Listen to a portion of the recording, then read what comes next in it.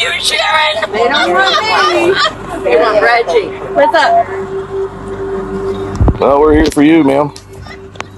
Definitely here for you. With all the information that we do have, you have a warrant for your arrest. They're teasing. They have to. Ma'am, we're not. Oh. Back up. If you're in the room, you probably should. I didn't do anything. Picture this. You're driving home from work on an ordinary Tuesday afternoon. Your phone rings. It's your kid. Mom, they say, voice shaking slightly. The police are at the house. They're not leaving. Your heart drops. What could this be? A mistake? A neighbor's complaint? Some bureaucratic mix-up? You rush home. The officers are waiting. They ask you to sit down. And then they say words that will shatter everything you thought you knew about yourself. You've been a missing person for 42 years. Your real name is Michelle Marie Newton. Not missing as in lost. Missing as in stolen, taken, hidden. Missing as in your entire life has been a lie. This isn't fiction. This isn't a thriller novel. This happened 3 weeks ago to a real woman living in the United States. And her story, the story of Michelle Marie Newton, is one of the most extraordinary cases I've ever covered in my career, investigating cold cases and missing persons. I'm your host at the Untold Cold Case, and today we're going deep into a mystery that spans 4 decades, 2 families, and one earth-shattering truth that nobody saw coming. Before we dive in, if you're passionate about true crime, unsolved mysteries, and stories of hope against impossible odds, you need to subscribe to this channel right now. Hit that subscribe button, turn on the notification bell, and give this video a like if you want to see more content like this. We cover cases that deserve to be told, stories that need to be heard, and today's case is one you absolutely cannot miss. Also, stick with me all the way to the end, because Michelle herself has promised to eventually reveal a twist in this case that investigators are still keeping under wraps.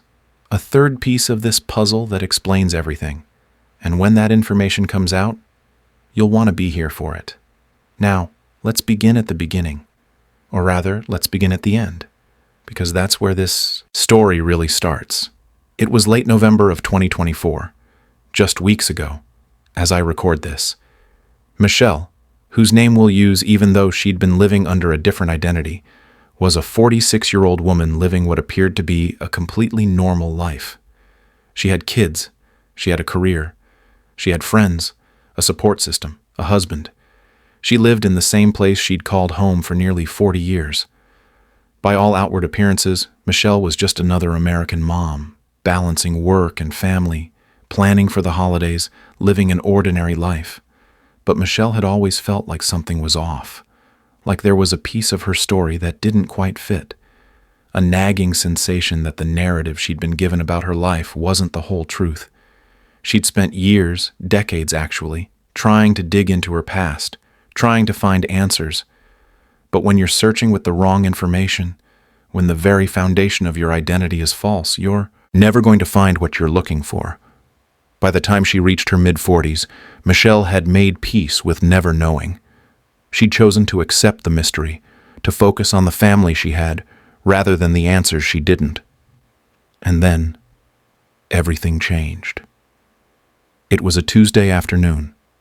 Michelle was finishing up at work, probably thinking about what to make for dinner, maybe running through a mental checklist of errands she needed to handle. Normal stuff. Everyday stuff. Her phone rang. One of her children was calling. Now, imagine being that kid for a moment. You're at home, maybe doing homework or scrolling through your phone, and suddenly there's a knock at the door. You open it, and there are police officers standing there. Not just one patrol car, multiple officers. They're asking for your mom. They're not leaving. What do? You call her. "Mom," the kid said, and Michelle could hear the nervousness in their voice. "The police are at the house. They're not going away." Michelle's first thought was that classic, innocent person reaction.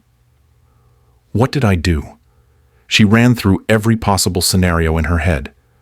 Had she accidentally run a red light and not realized it? Was there some kind of identity theft situation? A bureaucratic error with her taxes? She told her kid she was on her way and drove home as quickly as she could. When she pulled up to her house, the police were still there waiting for her. One officer approached her. He was professional but gentle. You could tell he knew this wasn't going to be an easy conversation. "Are you—" And he said the name Michelle had been living under her entire life. "Yes," Michelle replied, her heart pounding now. "That's me." "I need to speak with you," the officer said. "Let's go inside and sit down." Now Michelle was really scared. In her mind, only one thing requires that kind of serious, sit-down conversation. Someone had died. Someone she loved was gone. That had to be it. They went inside. Michelle sat down, her mind racing through possibilities. Her mom? Her stepdad? A friend? The officer looked at her with an expression that was hard to read. Compassionate, but serious. The kind of look that says, "I'm about to change your life. I need to talk to you about your mother," he said. And Michelle's world tilted. Her first thought, her immediate, panic-stricken thought, was that her mom had passed away. She could feel the grief already starting to rise up in her chest. Her mom, the woman who raised her, who'd been there for everything, who Michelle loved despite all the unanswered questions. The officer must have seen the panic on her face because he quickly added, "She's okay. She's physically okay." And in that moment, Michelle knew. She didn't know the details yet. She didn't know the whole story. But somewhere deep in her gut, she knew that this was it. This was the moment when those years of questions, all those inconsistencies, all those gut feelings that something wasn't right, were about to make sense. The officer took a breath. "I don't know how to tell you this any other way," he said. "Your mother is currently in custody. You've been a missing person for 43 years. Your real name is Michelle Marie Newton." Let me say that again, because I need you to really understand the magnitude of what this woman just heard. Her mother was in custody. She, Michelle, had been a missing person for over 4 decades. Her real name was Michelle Marie Newton. Everything she thought she knew about herself, her identity, her family, her past, was a lie. Not a small lie. Not a little white lie told to protect her feelings, but a massive, life-altering 4-decade-long deception that had stolen her from an entire family who'd never stopped looking for her. The officer told her he needed a DNA test. They needed to confirm what they already believed they knew, that this woman, sitting in her living room in shock, was the little 3-year-old girl who'd vanished in 1983. Michelle describes feeling numb in that moment, not quite processing it. Like her brain couldn't handle the enormity of what she was hearing, so it just sort of shut down and went into autopilot. The officer, to his credit, was incredibly kind. Michelle told me later that if there was ever a person who should deliver that kind of devastating, life-altering news, it was this particular officer. He was patient, he was compassionate, he made sure she was okay before leaving to get the DNA kit. And then he came back, swabbed her cheek, and took a sample that would confirm what a family in Kentucky had been praying for since 1983. There Michelle was alive, and she'd just been found. To understand how Michelle got to this moment, sitting in her living room getting a DNA test to prove she was a missing person, we need to go back, way back, to Michelle's childhood and the questions that always seemed to hover around her family story. Michelle grew up believing she was an only child. Not just an only child, but the only child of an only child. Her mother, the woman who raised her, had always told her that she had no extended family. No grandparents, no aunts or uncles, no cousins. It was just the 2 of them, and eventually the man who would become Michelle's stepdad, the man she called Dad for most of her life. Now, if you're thinking that sounds unusual, you're right. Most people have some kind of extended family, even if they're not close. Maybe a distant cousin, an estranged grandparent, someone. But Michelle was told there was no one, just her and her mom, alone in the world. And even as a young child, Michelle felt like that story didn't quite add up. She remembers being around 11 or 12 years old and starting to really question things. Her mom had remarried by then, to a wonderful man who Michelle calls Dad to this day.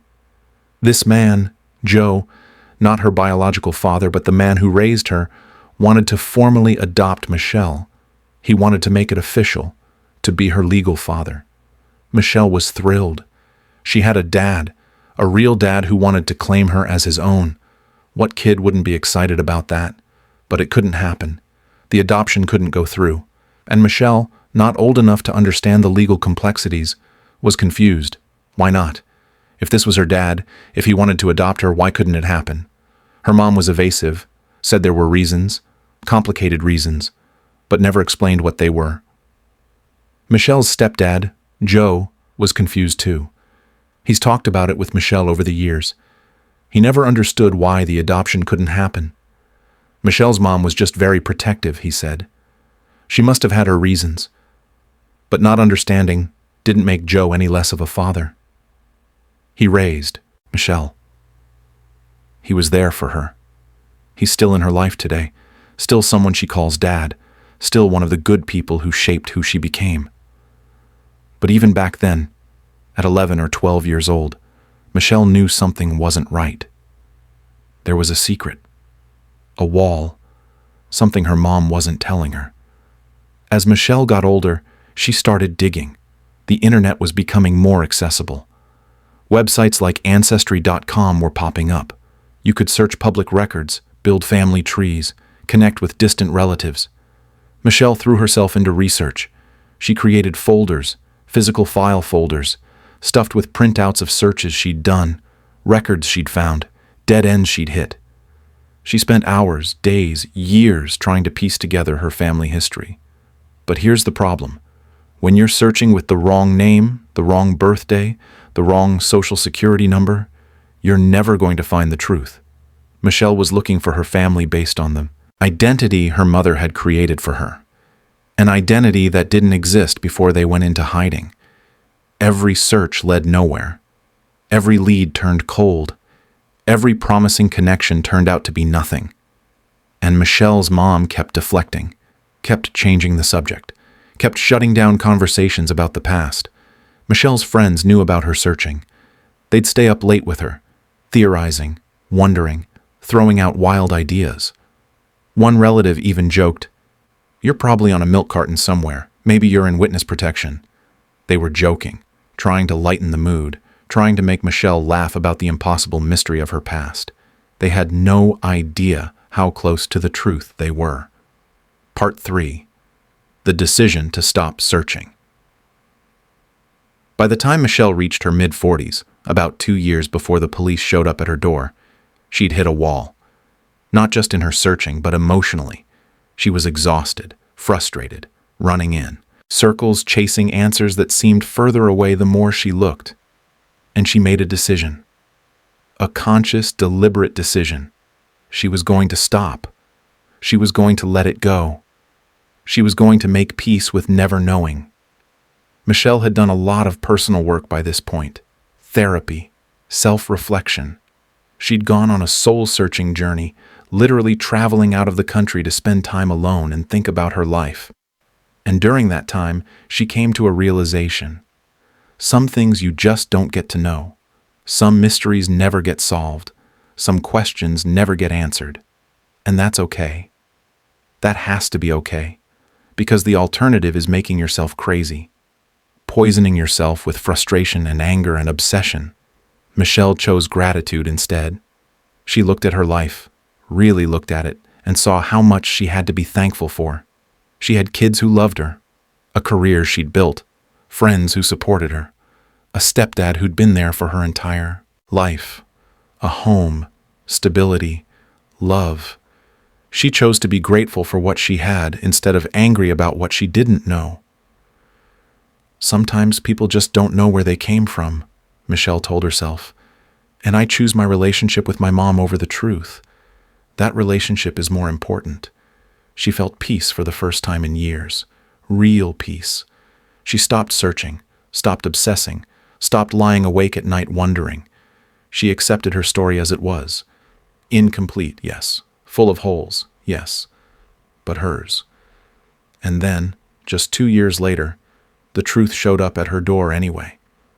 After the police officer left with Michelle's DNA sample, Michelle went into what she calls work mode.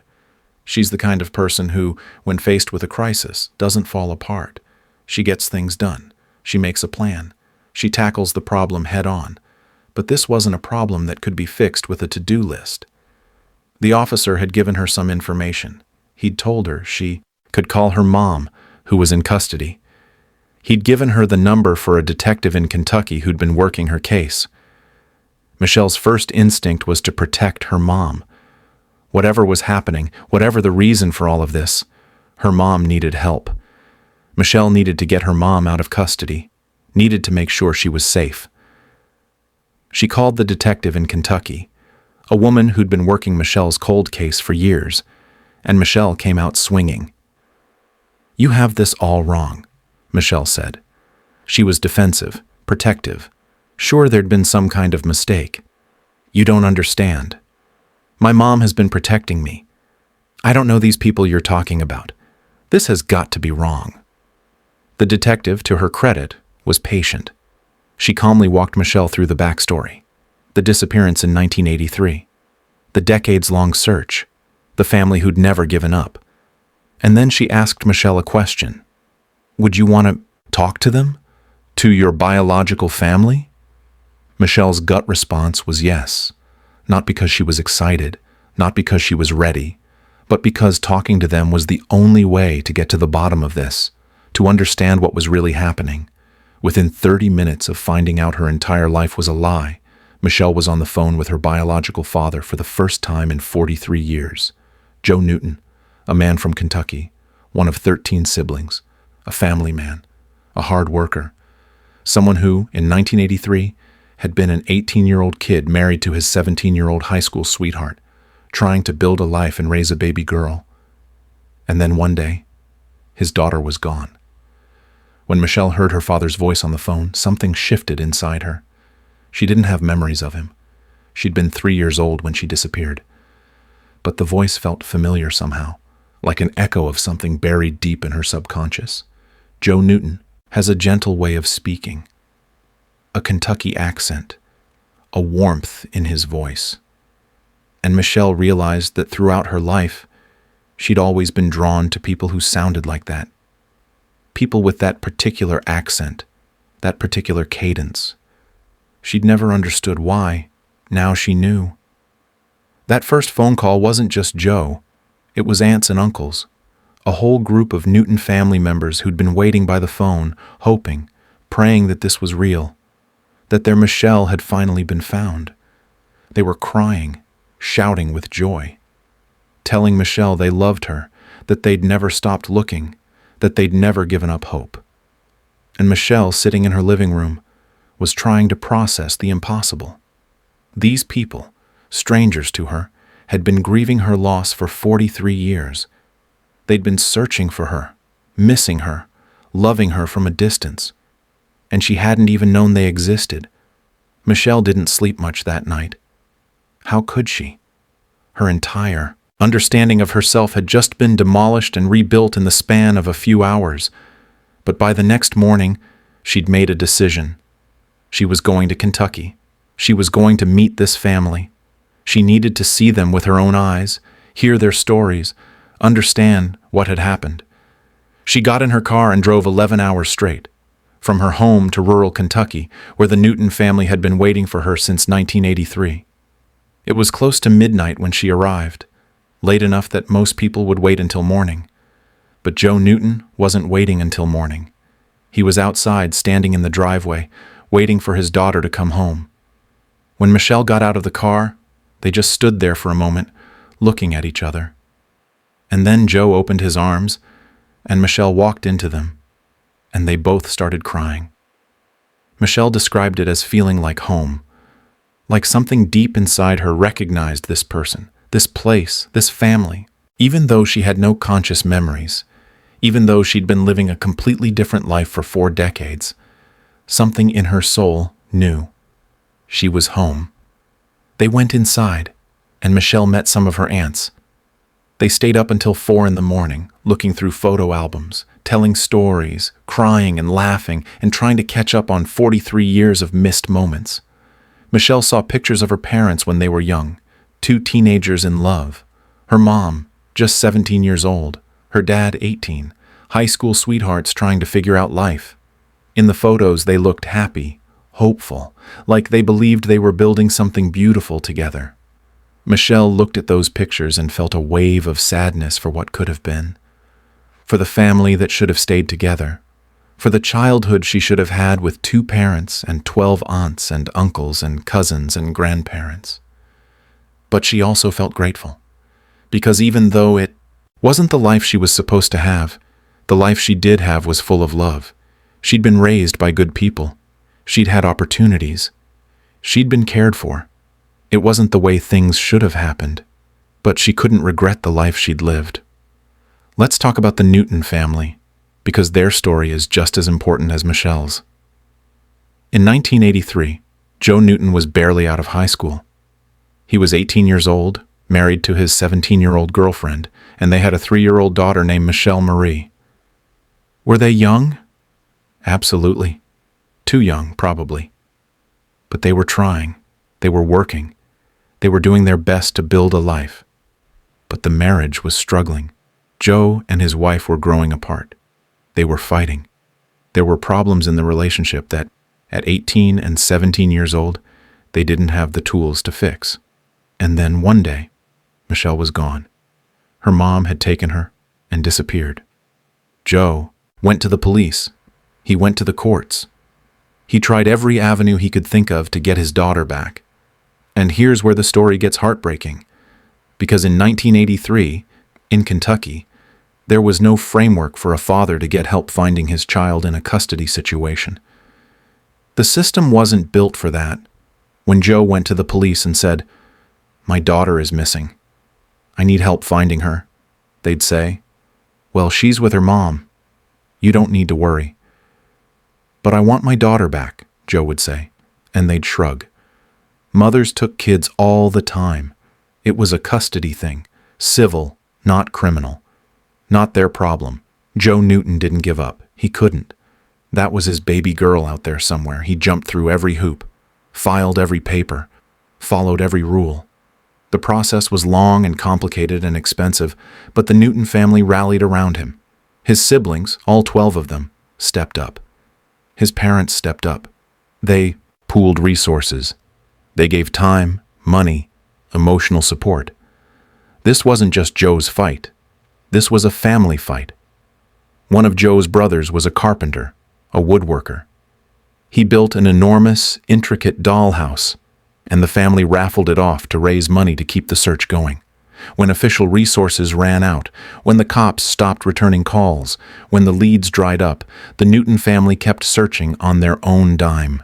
They drove to other states following tips. They contacted every agency they could think of. They never, ever gave up.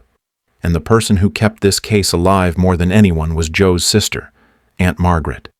Michelle describes her as an angel, a woman who refused to let Michelle be forgotten, who kept pushing, kept advocating, kept the investigation open year after year.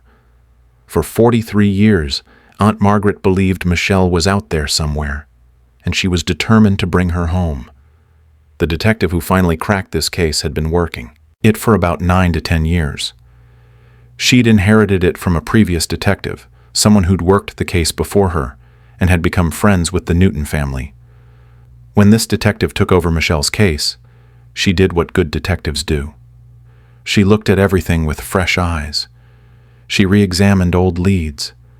She used new technology that hadn't been available in the 80s and 90s. And she believed. She believed Michelle was out there. She believed the Newton family deserved answers. When Michelle finally met this detective in person, after she'd driven to Kentucky, the detective looked her in the eye and said something Michelle will never forget. "You have no idea what your family has gone through trying to find you." The detective had seen it all. The sleepless nights, the false leads that gave hope and then crushed it, the birthdays and Christmases spent wondering if Michelle was alive, the graduations she missed, the weddings, the births of cousins she'd never meet. The detective had watched this family grieve a child who was still alive somewhere, living under a different name, completely unaware that an entire family was searching for her. And now, finally, after 9 years of working this case, the detective got to make the phone call every investigator dreams of making. We found her. Michelle's alive, and she's coming home. Michelle spent Thanksgiving week in Kentucky with the Newton family. She didn't want to leave. For someone who'd grown up believing she was an only child with no extended family, being immersed in the Newton clan was overwhelming in the best possible way. The Newtons are a tight-knit family. Most of them live close together in Kentucky. They get together almost every weekend to play cards, share meals, catch up on each other's lives. Family is the core of everything they do. When you walk into a Newton house, the first thing you see is family photos on the walls. Generations of Newtons smiling down at you. And now, Michelle's face would be added to those walls. She was part of the family tree again. Michelle met uncle after uncle, aunt after aunt. She met cousins she never knew existed. She heard stories about the 2 siblings who'd passed away, saw their pictures, learned about their lives. Every single person she met told her the same thing. We never stopped looking for you. We never gave up hope. And Michelle realized something profound. These people had been loving her from a distance for 43 years. They'd been missing her, mourning her, hoping for her. She'd been a presence in their lives even when she was absent. But Michelle hadn't known they existed. She'd been living her life, completely unaware that somewhere in Kentucky, an entire family was praying for her return. It was a strange dynamic to navigate. They were grieving and celebrating at the same time. Grieving the 43 years they'd lost, celebrating the miracle that she'd been found alive and healthy. Michelle felt the weight of their loss. But she also felt their overwhelming love. The Newton family welcomed her back without hesitation, without judgment, without any expectation except that she was finally home. Michelle describes walking into a room full of Newtons as one of the most surreal and beautiful moments of her life. Everyone just looked at me like, she's back. I'd never felt so much love in my entire life. One of the first things people notice when they see pictures of Michelle and Joe Newton together is how much they look alike, especially when Michelle wears glasses. The resemblance is undeniable. The shape of the face, the eyes, the way they smile. You can see the genetics written all over them. But it's not just the physical resemblance. Michelle and her father are similar in personality too. The way they process information, the way they handle stress, their sense of humor, their temperament. Joe Newton is described by everyone who knows him as kind, gentle, and calm. He's not a loud person, not aggressive or confrontational. He's thoughtful, patient, full of grace. And Michelle sees herself in that. She sees her own tendencies toward calmness, toward processing things methodically, toward giving people the benefit of the doubt. Meeting her father was like looking in a mirror, not just physically but emotionally. She understood herself better after meeting him, understood where certain parts of her personality came from. And Joe Newton, for his part, was just grateful. He didn't demand anything from Michelle, didn't expect her to immediately call him dad or to erase the life she'd lived. He just said, "I'll do whatever you need me to do. I don't want to hurt you. I just want you in my life." He's been defensive of Michelle's mom, the woman who took Michelle and hid her for 4 decades. He's refused to say anything negative about her publicly. He's focused entirely on the fact that his daughter is alive, and he gets to know her now. "I got my daughter back," Joe says over and over. "That's all that matters. I got my daughter back." Let's take a moment to talk about the man who raised Michelle, the man she calls dad. Joe, her stepdad, not Joe Newton, her biological father. This man married Michelle's mom when Michelle was young. He stepped into a father role and never stepped out of it. He's been there for Michelle's entire life. Through childhood struggles and teenage drama and adult milestones. When Michelle's biological father talks about the man who raised his daughter, he doesn't speak with bitterness or jealousy. He speaks with gratitude. "I'm glad she had him," Joe Newton said. "I'm glad someone was there for her when I couldn't be." Michelle's stepdad has been one of her biggest supporters through this entire ordeal.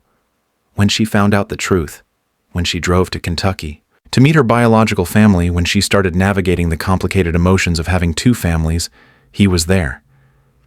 He's told Michelle that he always knew something was off. He knew Michelle's mom was protective, secretive. He knew the adoption couldn't go through for reasons that never quite made sense. But he loved Michelle anyway. He chose to be her father even without the legal papers. Michelle says that's one of the blessings in this complicated story. She has two dads, two men who love her, two men who've been there for her in different ways. She hasn't lost anything by finding her biological family. She's only gained. Now we need to talk about Michelle's mom, the woman who raised her, the woman who took her and hid her for 43 years, the woman who is currently facing legal consequences for her actions. This is the most complicated part of the story, because Michelle still loves her mom. She's not angry. She's not bitter. She's worried. "She's my mom," Michelle said. "I love her no matter what." Michelle's mom is described by everyone who knows her as a kind, law-abiding, respectful woman. She doesn't drink. She doesn't do drugs. She's never even had a traffic ticket. She's been a model citizen, a good neighbor, a loving mother. So why did she run? Why did she take her 3-year-old daughter and create a new identity and spend 43 years in hiding? That's the piece of the story that isn't public yet. The third part of the equation, as Michelle calls it. The reason behind the disappearance. Michelle knows this part. So does Joe Newton. So do Michelle's aunts and uncles and cousins.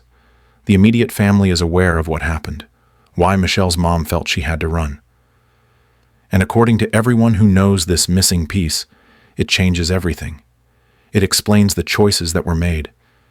It provides context that makes this more complicated than a simple custody dispute. Michelle has been very clear that she's not going to share this information until her mom has had the chance to speak for herself, until the legal process has played out, until her mom is in a position where she can tell her own story. "There's a reason," Michelle said, "and it's not her fault. She was young.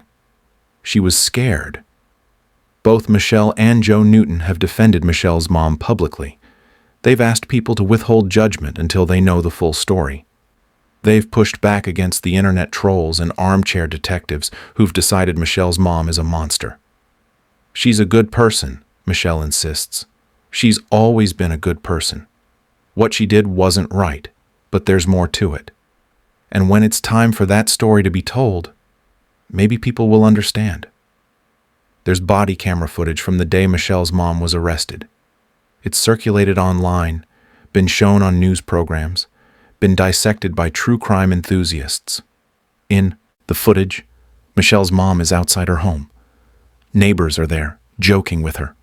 "They're coming for you, Sharon," one of them says, laughing. The assumption is that the police are there for someone else. And then the detective steps forward. "We're here for you, ma'am." Michelle's mom looks confused. "Why? What did I do?" "You have a warrant for your arrest." And you can see the moment it hits her, the moment she realizes they know. After 43 years of hiding, of living under a false identity, of constantly looking over her shoulder, they've finally found her. She starts to cry. She apologizes over and over. "I'm so sorry. I'm so sorry." Michelle watched that footage, watched her mom being arrested, and instead of feeling vindicated or angry, she felt heartbroken. "That's my mom," Michelle said. "No matter what happened, no matter what choices were made, that's still my mom. And seeing her scared and upset and being taken into custody was one of the hardest things I've ever watched." Michelle's first instinct when she found out her mom was in custody was to protect her, to get her out, to make sure she was okay. Because that's what you do for family, even when they've lied to you, even when they've kept you from another family who loved you, even when they've stolen 43 years from people who deserve to know you. You love them anyway. Michelle has been remarkably composed in public. In interviews, she's calm, articulate, thoughtful. She chooses her words carefully. She's protective of both her families, biological and adoptive, but she's also human, and she's dealing with emotions that most people can't even imagine. In the span of one afternoon, Michelle found out her mom had been hiding her for 43 years. Her dad wasn't her biological father. She had a huge extended family who'd been searching for her. Her entire identity was a lie. She'd been stolen from people who loved her. That's not the kind of information you process in a day or a week or even a month.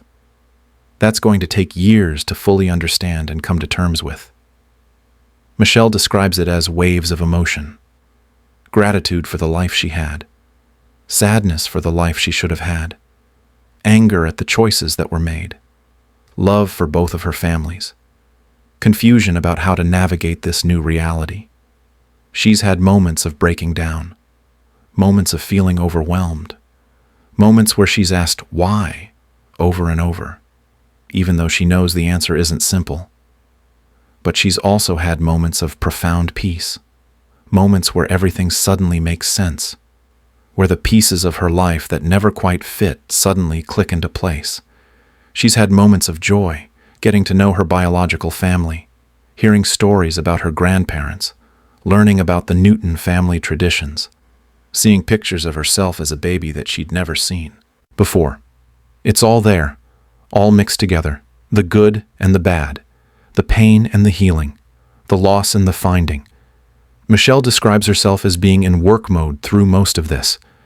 When she gets a problem, she tackles it, she breaks it down, she figures out all the angles, and comes up with a plan. But this isn't a problem that can be solved. This is a life that has to be rebuilt, piece by piece, relationship by relationship, truth by truth. One of the hardest parts of this experience for Michelle has been the public attention. Within days of the news breaking, Michelle's story was everywhere. National news, true crime podcasts, YouTube videos, social media. And with that attention came judgment.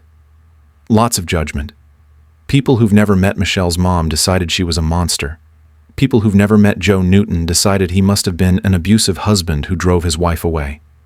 People who've never walked in Michelle's shoes decided how she feel, what she should do, who she should forgive. The internet has a way of taking complicated human stories and flattening them into simple narratives, good guys and bad guys, victims and villains. But real life isn't that simple. People aren't that simple. Michelle has tried to stay off the internet to avoid reading the comments and the speculation and the armchair psychology. But it's hard. When your face is everywhere, when your story is being told by people who don't know you, it's hard not to look. She's had to watch people say terrible things about both of her parents, about her choices, about how she's handling this. And she's had to remind herself over and over that those people don't know the full story. They don't know the third piece of the puzzle. They don't know the reasons, the context, the complicated human reality behind the headlines. Michelle has been particularly defensive of her biological father, Joe Newton. Because the narrative online has often been, well, if she ran, he must have been abusive. He must have done something. But Michelle knows that's not true. Her mom has told her that's not true. The detectives who've investigated this case for decades have found no evidence of that. Joe Newton was an 18-year-old kid who came home one day to find his daughter gone. And instead of giving up, instead of moving on with his life, he spent the next 43 years searching. He exhausted every resource. He followed every lead. He never stopped believing his daughter was out there. In 1983 in Kentucky, the system wasn't built to help fathers in custody disputes. When Joe went to the police, they told him there was nothing they could do. When he went to the courts, he had to jump through hoops that seemed designed to discourage him. But he didn't give up. His family didn't give up. Michelle wants people to understand that. She wants people to see her father for who he really is. A good man. A kind man. A man who's never said a single negative word about the woman who took his daughter from him. He's been my mom's biggest defender, Michelle said.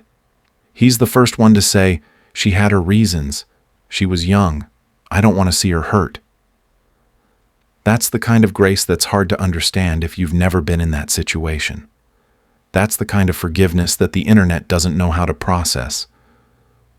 One of the most beautiful parts of this story is the extended family Michelle has gained. Not just her biological father, but her mother's side too.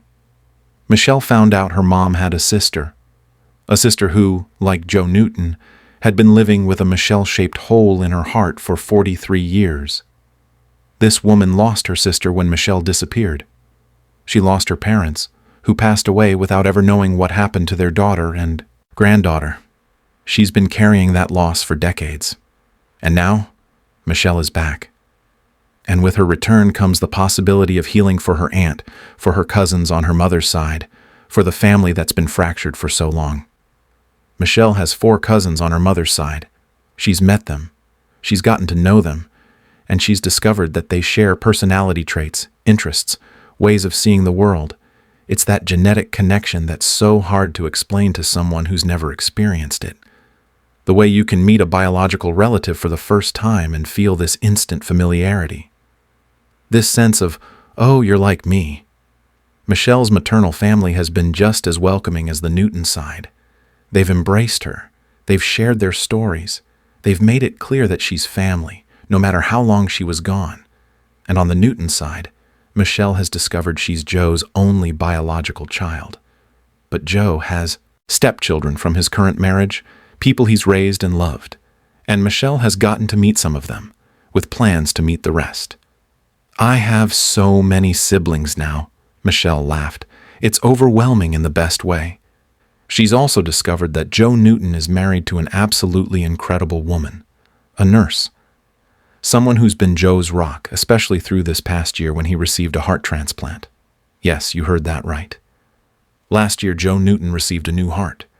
The man who spent 43 years searching for his daughter, who never gave up hope, who kept pushing even when everyone else said to move on, almost didn't live to see this day. But he got a new heart. And less than a year later, he got his daughter back. If that's not a miracle, I don't know what is. Michelle calls her father's wife Mama. This woman who's only known Michelle for a few weeks has already become a protective, loving presence in her life.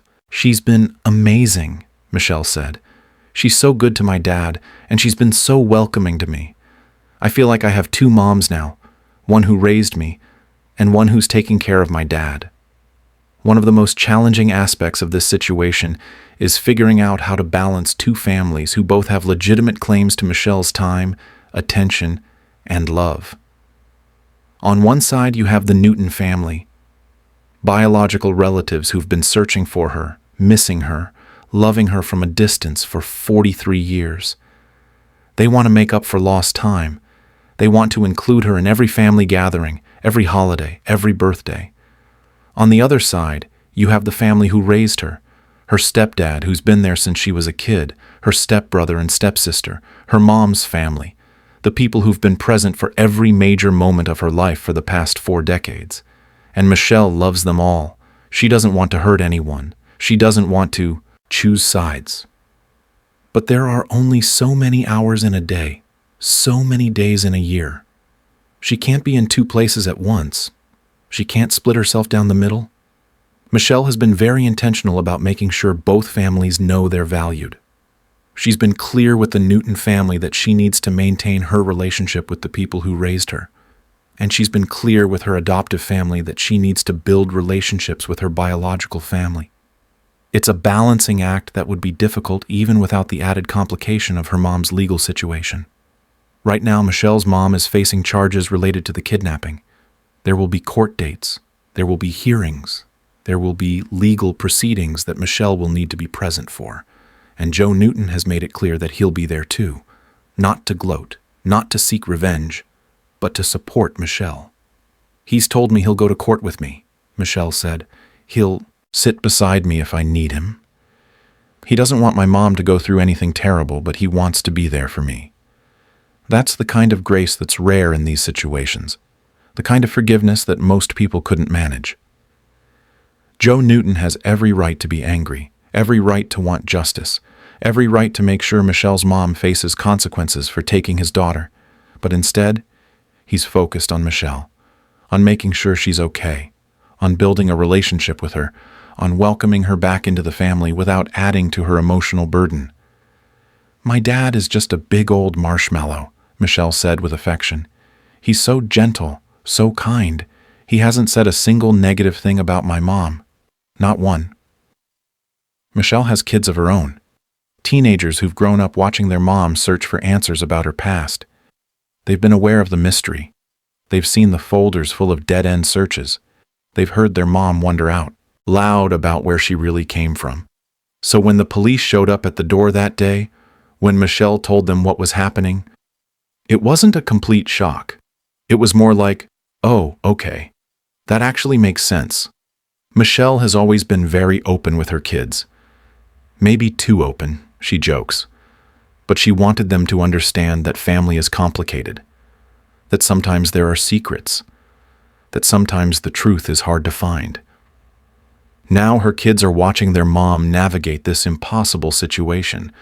They're watching her balance love for the grandmother who raised her with curiosity about the biological family she's just met. They're watching her handle public attention with grace.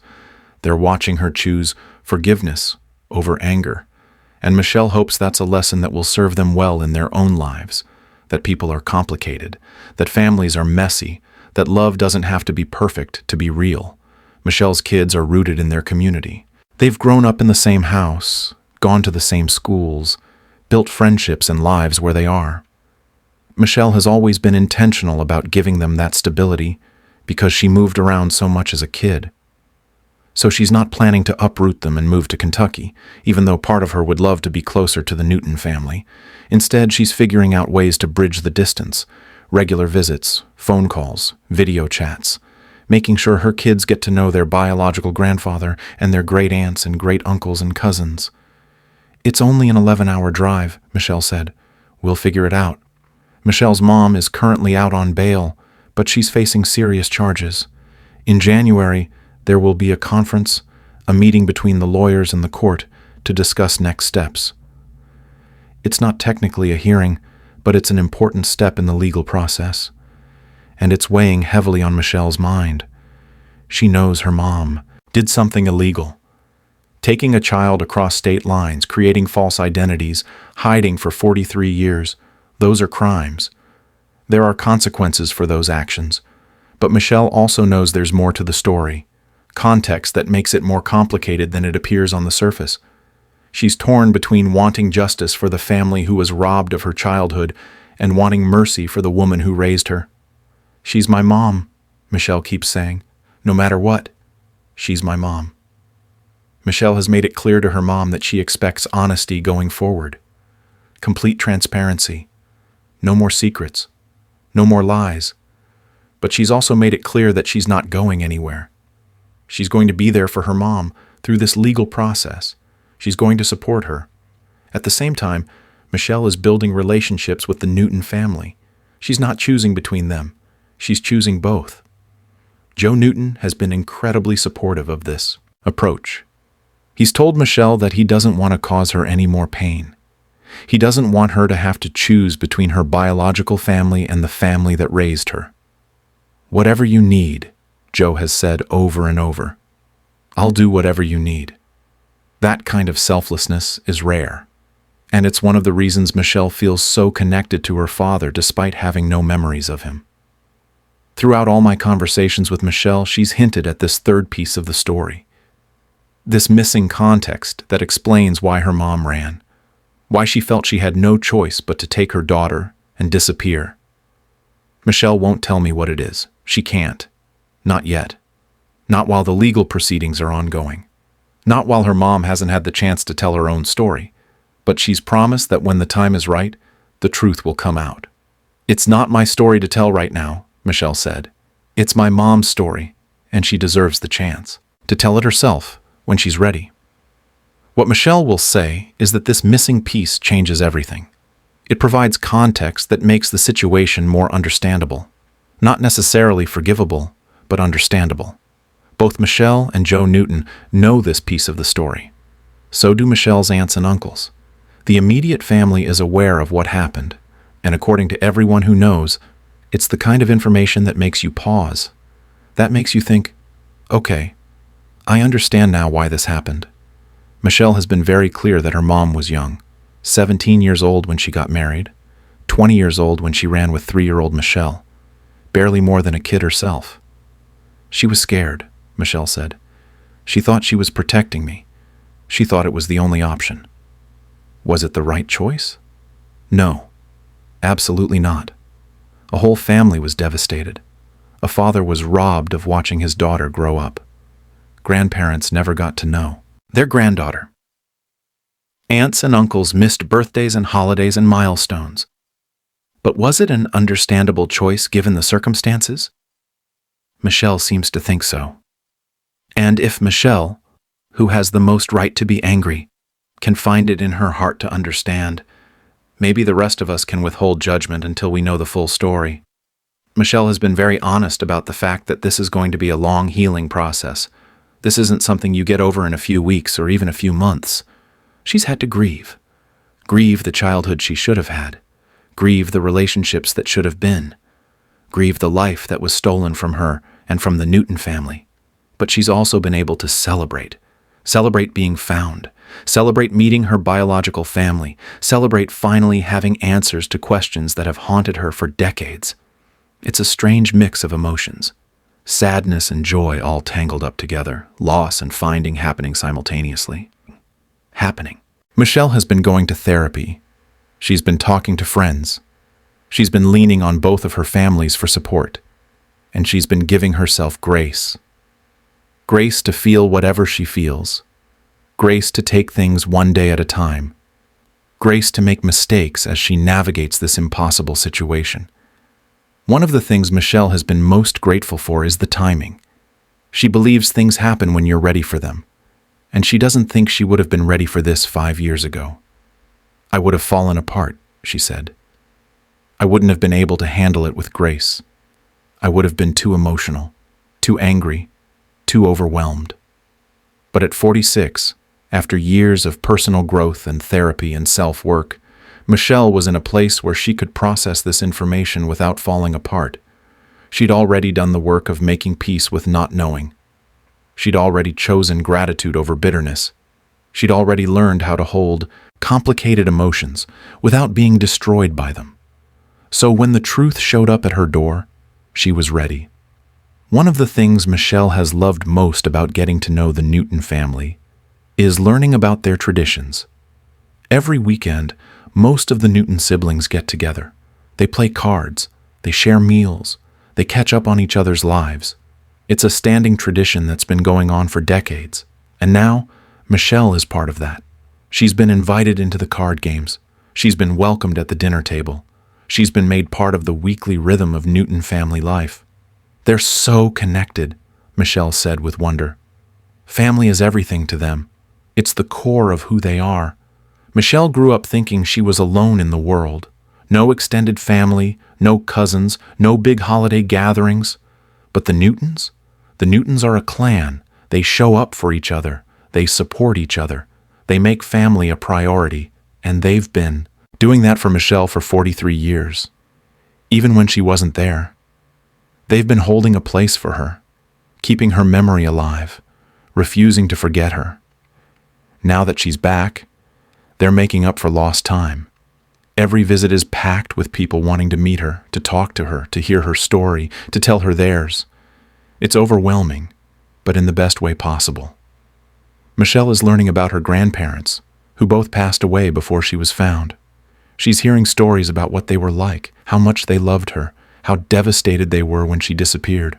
She's learning about her aunts and uncles, their personalities, their quirks, their lives. She's discovering which ones she's most similar to, which ones she clicks with immediately.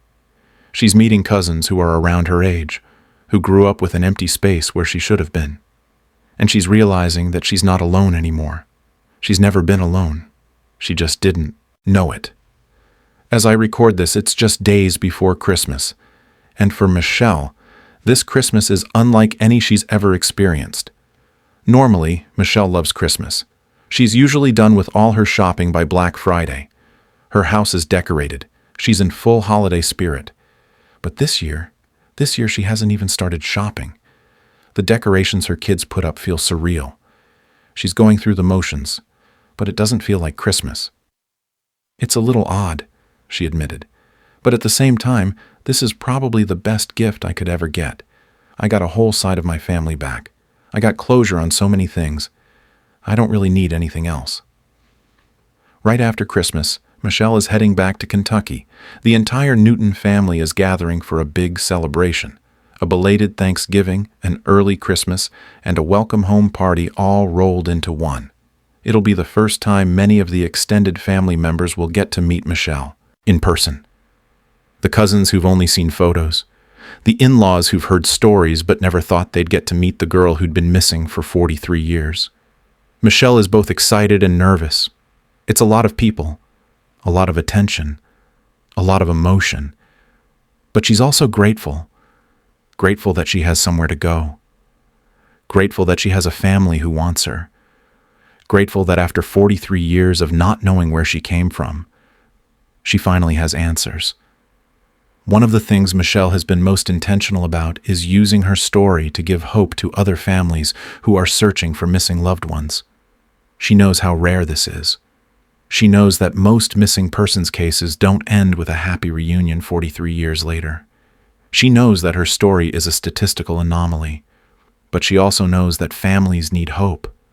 They need to believe that their loved one might still be out there, that they might still be found.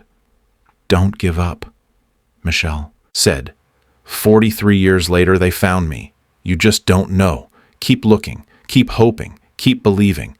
Michelle has seen the families in her local community who are searching for missing loved ones. She's seen their desperation, their exhaustion, their grief, and she wants them to know that miracles can happen, that sometimes, against all odds, people come home.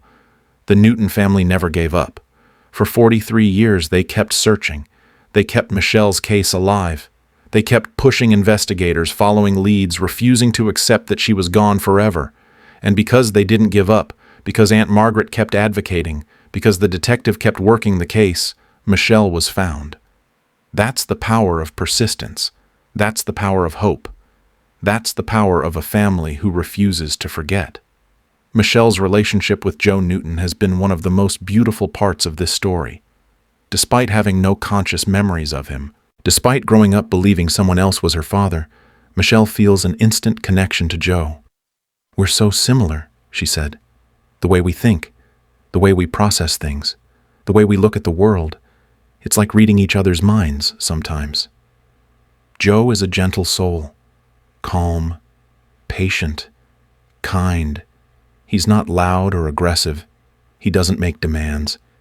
He just offers love and acceptance and grace. Michelle sees herself in him. She sees where parts of her personality come from. The parts that are methodical and thoughtful. The parts that give people the benefit of the doubt. The parts that choose peace over conflict. Joe has a way of speaking that immediately puts people at ease. A warmth in his voice. A genuine kindness that you can't fake. And Michelle realizes now that she's always been drawn to people who sound like him.